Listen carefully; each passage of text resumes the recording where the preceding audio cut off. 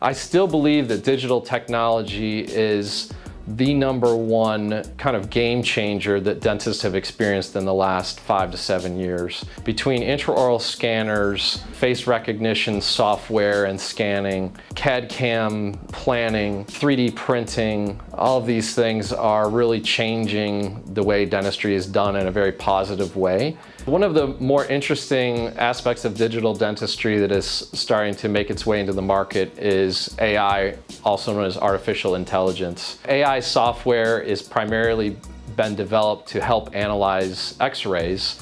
While it's something we will look at incorporating as an adjunct, I still feel like myself and my associate, Dr. Chris, between the two of us, 40 years experience, I'll still take that over a robot any day.